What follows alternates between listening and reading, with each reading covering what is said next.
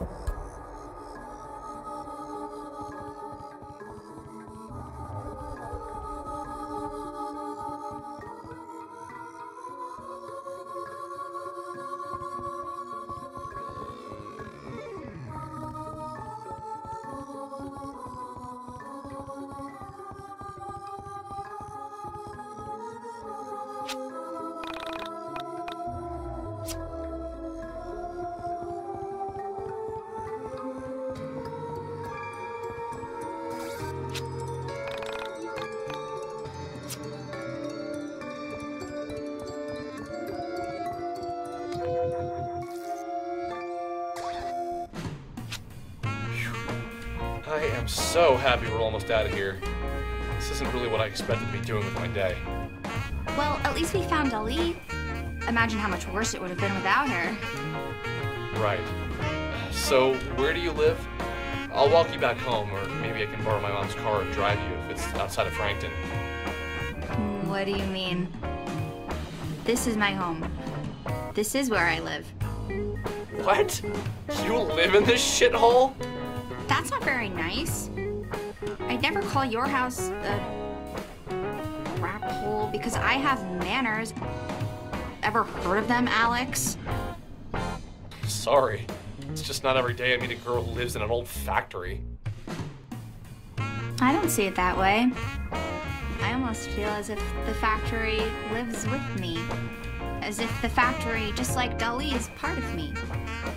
The factory is part of you? Wow, you're almost as dumb as you look. Of course the factory isn't part of me, that's just weird. But do you actually live here? Yeah, just me and Dulli. But usually Dulli's better about keeping me company, you know? He isn't always just running off to God knows where. I reflected on her words. A mysterious girl who lived with her cat in an old steel mill. It was obvious to me that her words didn't contain the entire truth. Something about her compelled me. Pieces of her story started to fit together in my mind. Well, at least that's what I thought at the time. I can admit now that some pieces were pure fabrication on my part.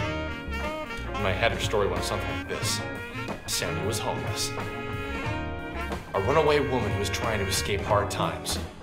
Someone who had found refuge in her cat. Maybe the only thing left from her previous life. Somehow this felt right inside my head. And still, I could tell I was missing something. Her clothes were clean, her breath was fresh. She was much more energetic than any homeless girl I'd ever known. Not that I'd known of any. The secret to what I was missing lay in her temperament. Is that your hobby? Is what my hobby? Staring off into space and screwing up your face as if to say, what's going on inside my head is really important, so just let me think. Hey, I don't make that...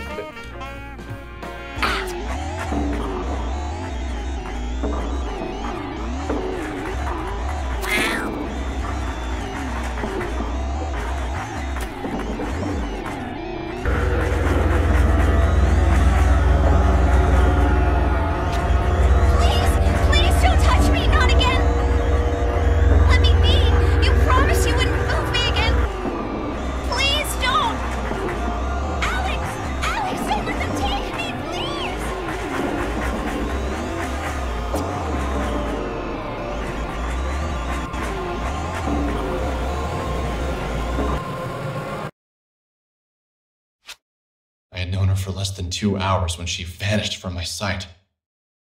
Sammy was gone for good, swept away as if she'd never been there at all. A door into nothing, into a different reality, opened up and swallowed Sammy whole. At that moment, I couldn't think. I couldn't breathe. All I could do was replay the scene of her being pulled into obscurity by nothing. There one second and gone the next.